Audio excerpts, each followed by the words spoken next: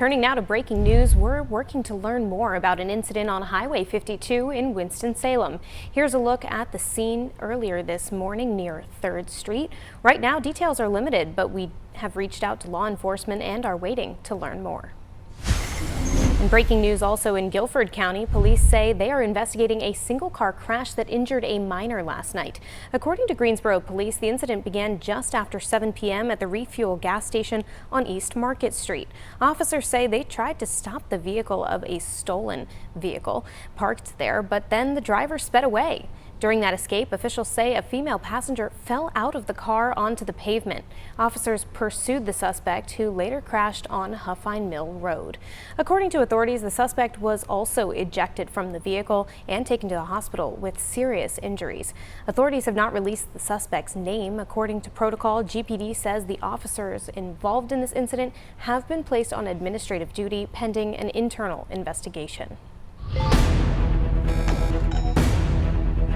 Turning now to the latest on the war with Iran. Right now, a search is underway to find a missing American pilot after Iran shot down an F-15 fighter jet on Friday.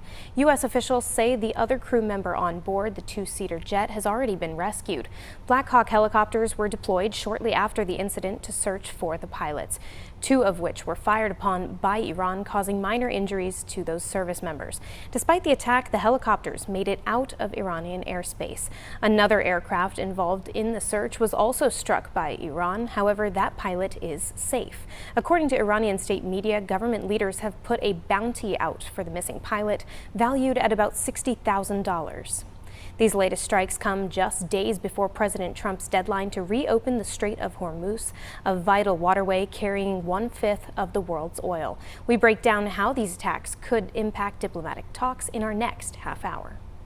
Rising gas prices due to the war in Iran is having an impact not just on consumers, but local companies as well. The freight and trucking industry is being hit especially hard. Wxii 12's Bethany Cates caught up with the head of a local freight transfer company who explained the impacts he's seeing firsthand. There's not too many things that a trucking company buys that cost more than fuel on an annual basis.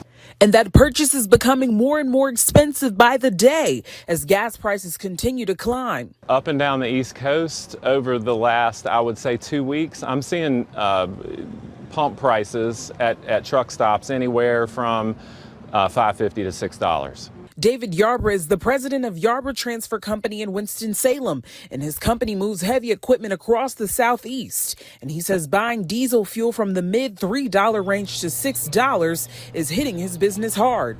If you double that, you can imagine what the effect is on our pricing and our business and our cash flow and our credit. It impacts heavily. You have to plan for that. He says surcharges have always played a role in the business, but they might be even more noticeable now. Our service price doesn't change that much, but what does change is the cost that it takes to bring that truck to one place, from one place to another. The biggest single impact it's had is in the credit realm. They buy the fuel, then charge the customer for the freight, but they don't get paid until the customer pays, which is typically 4 to 6 weeks after. It basically puts the squeeze on us because we have to front that cash. So you got to have more cash or credit available to pay for that much fuel. Winston-Salem police say 2 men are recovering after they were shot during a fight on Thursday night. Officers responded to a fight involving a large crowd on Piedmont Circle around 10:15. At some point during the fight, someone fired a gun. The 2 men who were hit by bullets were hospitalized with non-life-threatening injuries. There's no word on a suspect at this time. Covering Randolph County, a man has been sentenced to death row in an Asheboro murder case from more than 5 years ago. The jury handed down that sentence just this week. Jurors sided with prosecutors who say Branson Lambert shot and killed Dylan Wirt back on February 7, 2021 at Wirt's home on Far Street. His body was found days later at Glendon Rock Quarry in Moore County.